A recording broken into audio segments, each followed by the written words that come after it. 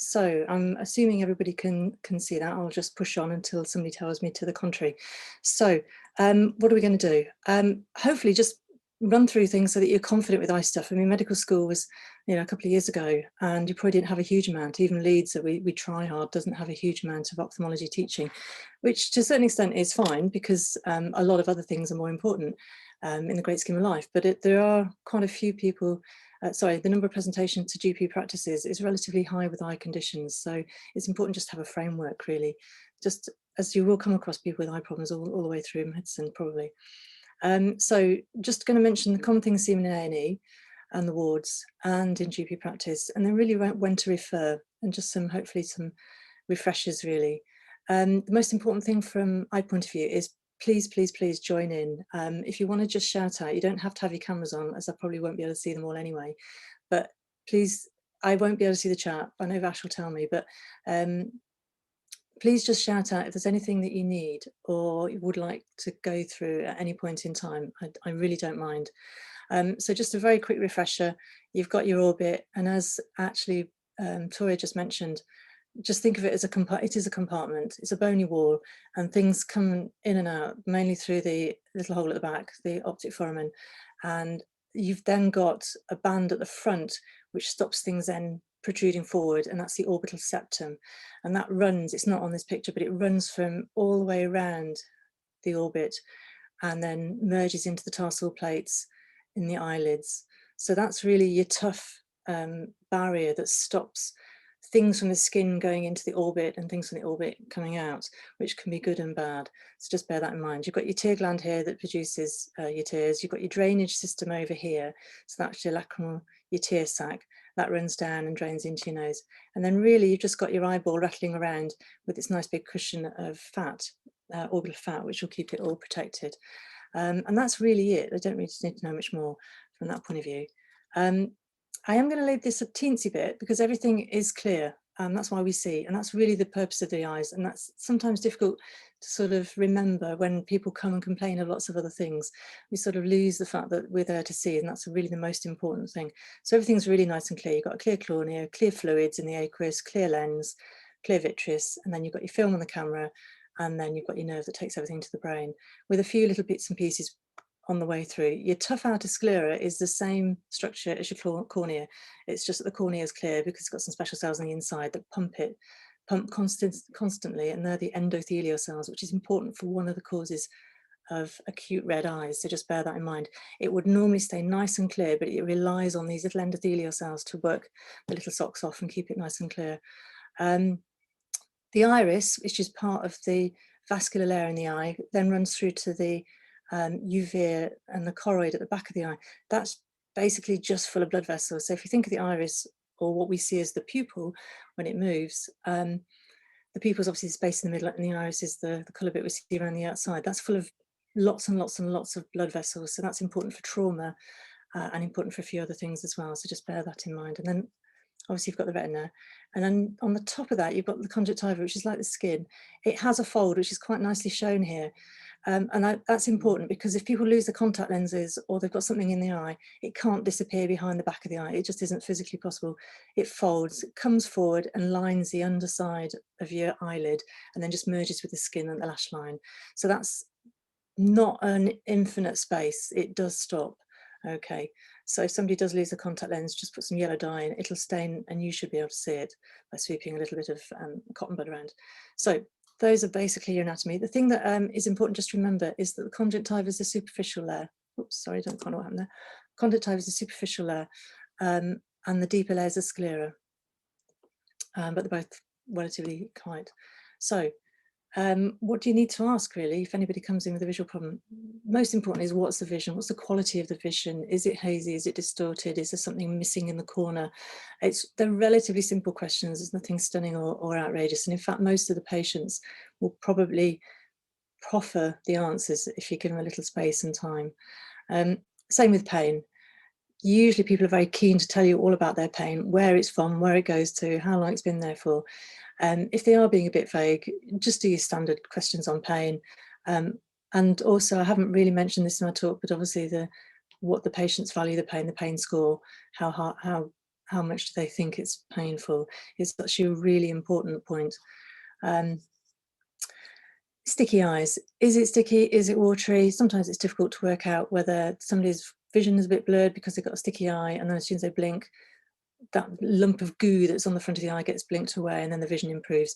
So just bear that in mind. If they come in saying they've got blurred vision, ask when it clears and what makes it better. And just standard things really. Don't forget your past medical history.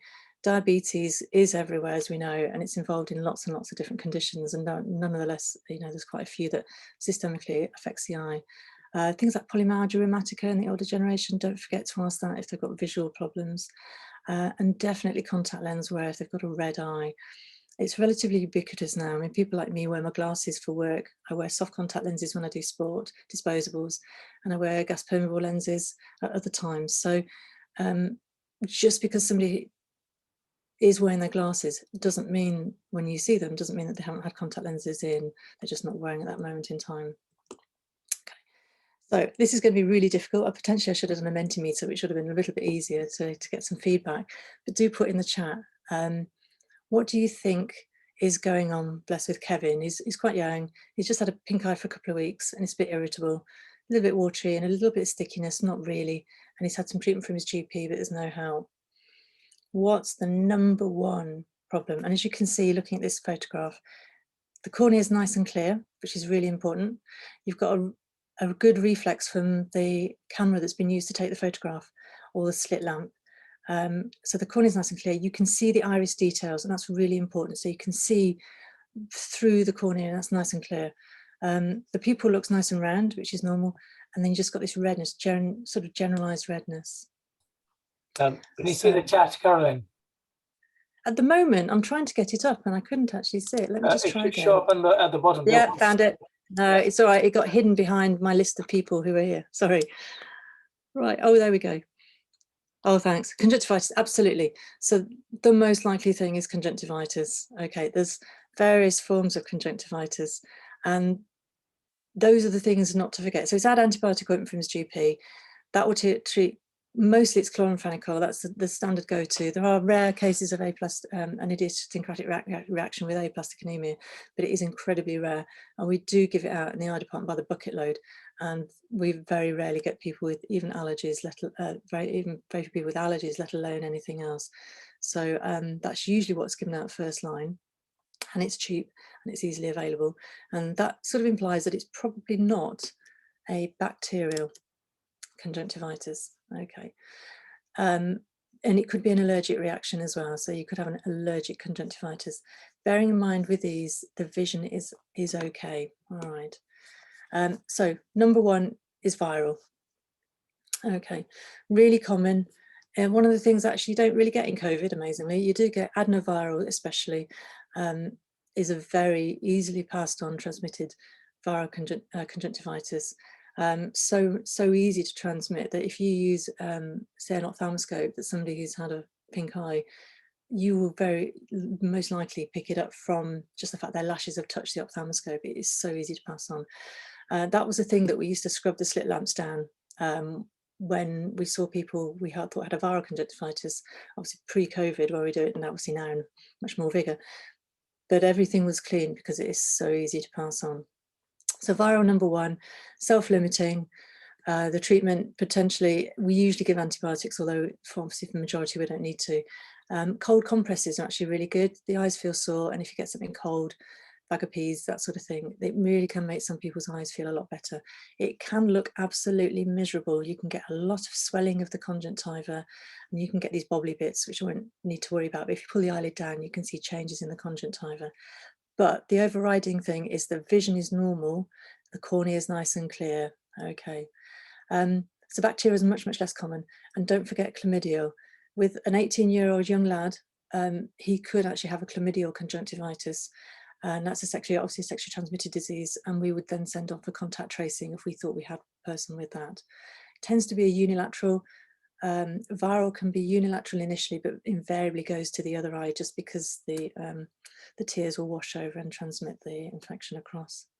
Okay, and lubricants. So cooling and lubricants are really all we need to do for most of them. If you're adding a little bit of itchy and burning into the red eye, vision's still good at this point. Top 10 is blepharitis, especially if it's chronic. Bleph is eyelid, itis is inflammation. It's a bit like dandruff on the lashes. If you've got very dry eyes, which is more common as we get older, we're working in office conditions, we're using a lot of screen time, we tend to blink less often when we use screens, and then if you've got the underlying dry eyes, and that will come out. You can get some changes which might take the vision down a little bit, but on the whole, vision's normal. Okay, and then the last one really for the red eye, where the vision is a little bit blurred, but you're virtually okay, is, don't forget, dendritic ulcer from herpes simplex, a cold sore. Really easy to start treatment. It's really safe. So ganciclovir is an ointment 5 times a day, and then we can see people. So from the other things I've seen so far, for viral conjunctivitis, people tend to refer in to us, but on the whole, we would not really want to see them because it's so easy to transmit, and especially if the vision's good. So just bear in mind that most of the things you can sort of are self-limiting, we don't really need to see. However, has anybody got any ideas what we're looking at here? Anybody remember from the dim and distant past what that is? Fantastic, Kirsten. Yeah, it's the hypopion. And I'd profit that is one of the most important things that you can remember as far as visual signs go. That fluid level, either white or red. White implies it's white blood cells and a hypopion, which can be infected or an inflammatory one, or if you've got blood in there and is in A&E and in a sort of a trauma situation or an acute situation, that's a really important sign.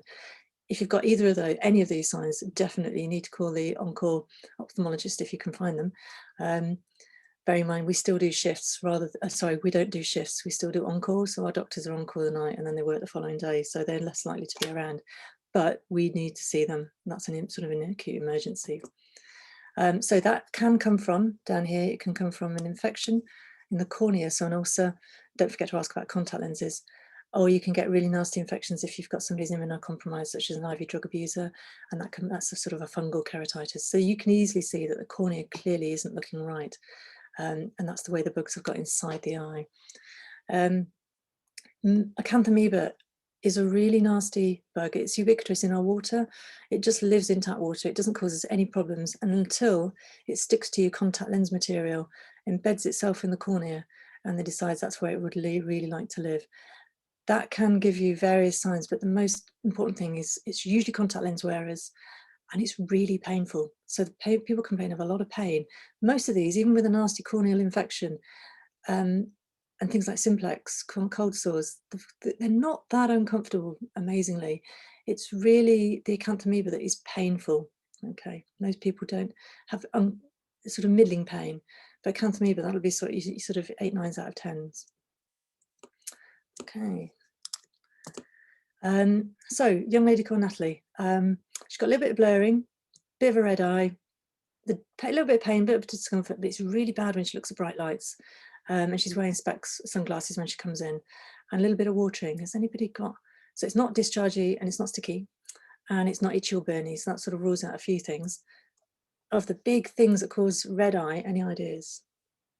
Could be glaucoma, yep. The one thing I haven't told you about Natalie is that she's really young. So she's late teens, early 20s. So acute glaucoma definitely could, and we'll talk about that in a minute, but less common in a younger age group. Any other ideas? Brilliant. Yeah, uveitis. So that's next time. You get a sort of a picture of what people present with. So if it's a younger person, a uveitis is much more likely. I'm not saying 100% you can't get an acute ankylosing glaucoma in a young person, but it's much more likely from the 40s onwards, so the older population. So yeah, typically a uveitis, anything that makes the iris move, so going from dark into light, will cause like a spasm because it's an inflammation within the eye, and the iris goes into spasm and is just a bit uncomfortable. It's like getting cramp. Oops, today's this time, my fault. So well done to Nabila. She's got a hypopion. She's got really bad, nasty uveitis. So she's got hypopion. So the previous hypopia we saw were due to an infection in the cornea. So that was an infected one, so that's pus cells. And this one is really just an inflammatory hypopion. And we treat those with steroids, and she might need treatment for quite a few weeks to improve that. If you have one episode of uveitis, you are more likely to have a second, and if you have a second, you're more likely to have a third. So it can be recurrent. And at the moment, we're not really, apart from a few HLA associations. We're not really unsure why people get it, but there are some talks that it could be related to strep infections, and it's an immune reaction that just happens to settle in the eye, but we're not there yet with knowing. Okay, so glaucoma, just going to briefly mention it, mainly because it is really common. If you go to an eye clinic, a third of our patients are glaucoma in the glaucoma clinics. We see more outpatients than any other department in the hospital. We're all secreted away, nobody ever sees us, but we do see in mid-Yorks, we see nearly 70,000 outpatients a year. So a third of those are glaucomas, a huge number of people, and that's the only ones that need to be in the hospital service. A lot of them are actually looked after in the community setting now. A third is medical retina, so that's diabetes and macular problems. And then the rest of what we do is the rest of our clinics with the other third. So glaucoma is important. And it's an optic neuropathy. So just remember that the end result is damage to the optic nerve. Everything else sort of can fall into place. Most of the time, it's because there's too much fluid within the eye. But there are other, it's a collection of diseases really. There are other reasons, ways you can get it. And it just, if you think of it as an optic neuropathy, it also makes more sense really. And we can't cure it. We can only control it. So that means people are always going to be on the books somewhere. So it was mentioned earlier, acute angle closure glaucoma as part of a red eye. That is an option for the previous sort of scenario mentioned, but actually the vision is really, really poor. So if somebody comes in having lost vision virtually, and it's really painful, and they're of a slightly older age group, definitely 40s onwards, then think of angle closure glaucoma. Okay, so basically what happens is the fluid's made here in the ciliary body, it flows through in front of the lens, around the iris, and drains through these little channels that go in a circular fashion around the cornea scleral junction. And that's, unfortunately, it's the way you're designed. If you have long-sightedness, you're much more likely to get a closed angle glaucoma. I'm really short-sighted. I've got really, strong specs, and I can't see anything further than my nose really. I'm virtually never going to get angle closure glaucoma because the anatomy within my eye means that this angle here is wide open, so I'm never going to get it. It's just unlucky. It's the way you're born. In the Western society and Caucasian population, open angle glaucoma is much more likely, which is what I'm more likely to get. But if you go to the Far East and Chinese populations, angle closure glaucoma is the predominant type of glaucoma that they see, chronic angle closures. So it's just a population thing. And what I mentioned earlier about the fact that the sclera and the cornea are the same structure, that changes here. You've got these endothelial cells, and when the pressure goes up, unbelievable, when the pressure goes up, these can't work. So the cornea goes hazy. So the picture below is a sort of a fairly typical one. You can't really see the iris details.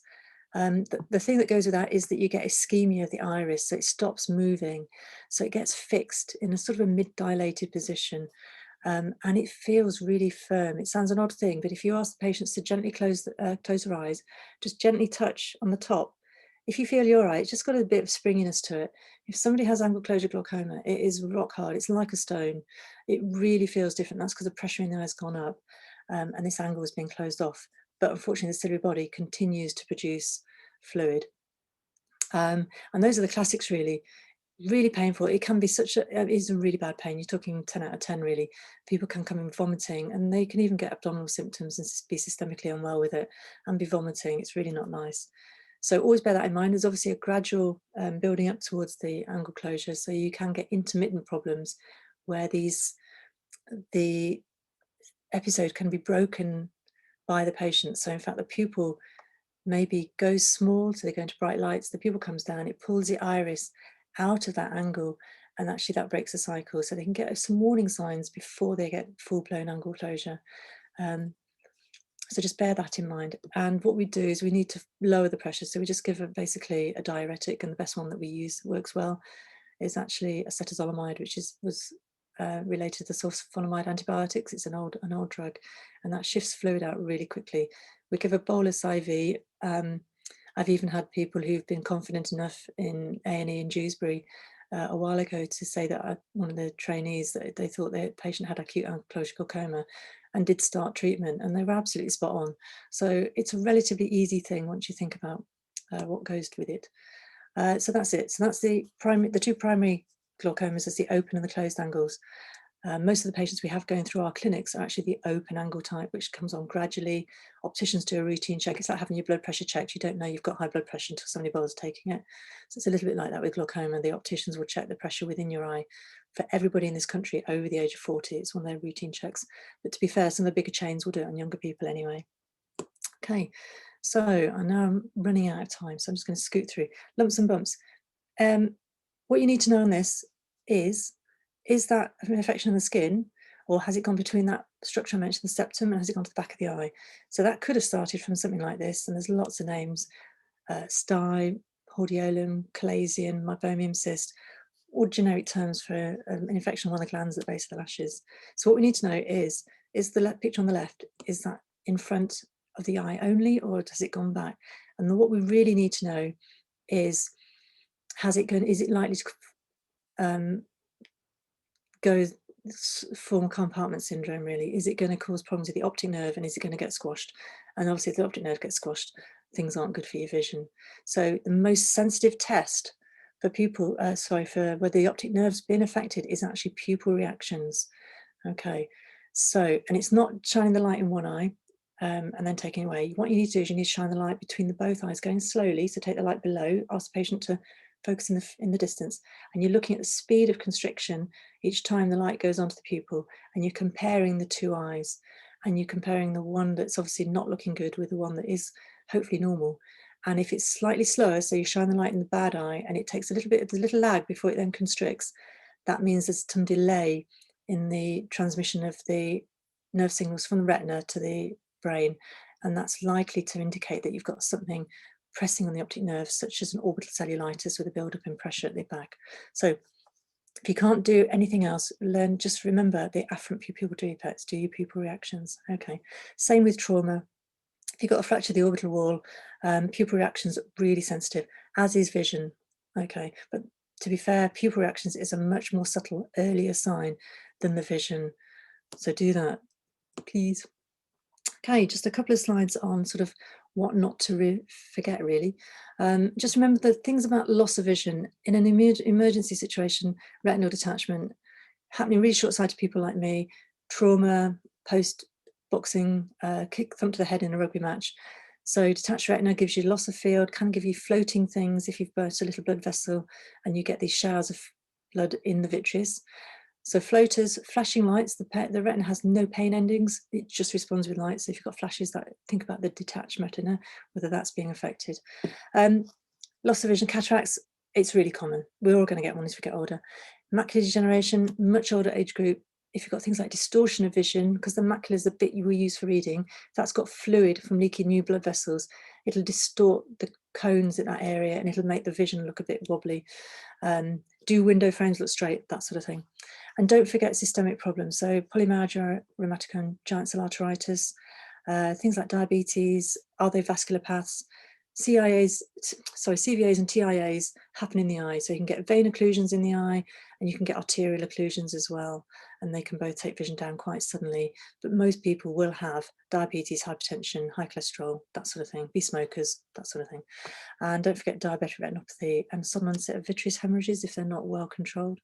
Although every diabetic person in this country will have a screening photograph once a year. So that should be picked up before it gets to that point, we would hope. It's one of the most successful things that you can screen for. So just a couple of pictures.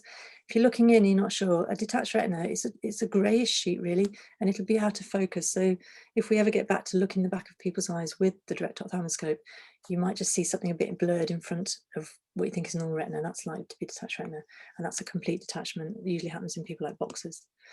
Vitreous hemorrhages. So if you've got a diabetic person who's complaining of floating things, and you have a look, you can get a localized one, you can get ones that sort of sit in sort of fluid levels, or you can get a generic all over. And those are usually from new blood vessels that tend to emanate either from the disc or from blood vessels, veins in the periphery. Okay. Very quickly, age-related macular degeneration. It's something that we didn't used to be able to do much about, and we can now. So a lot of our patients are coming through on injections directly into the eye, and it's to do with growth of new blood vessels. The retina, the cones and the cones particularly start to get a bit old and they don't get rid of their waste products. And these blobs are actually the waste products of the cone cells that aren't cleared from the retina. So we see them as drusen, we call them drusen. In some people, it just stays like that. Some people, however, go on, the choroid thinks, oh, this isn't a great idea. I'm going to grow some new blood vessels in to help out because there's a bit of ischemia there. Fortunately, these are very delicate, as the new vessels are in diabetes, and they tend to bleed, and then you can get scarring, and that's your wet AMD. We can't do anything for the dry form, but we can do injections for the wet form. Everybody worries about swollen discs. Just a few pictures of what the variation that you can see when you're looking at discs and so you're trying to work out whether they're swollen or not. The most important thing to look at, people worry about temporal, is it a bit blurred on the temporal margin, that sort of thing, is they look at the center. Does everything come together in one area? Because you've got to think about the optic nerve is being pushed from behind and it goes forward. So you're going to lose that little dip, which is known as the optic cup. So that goes, so everything comes forward, looks like everything comes together.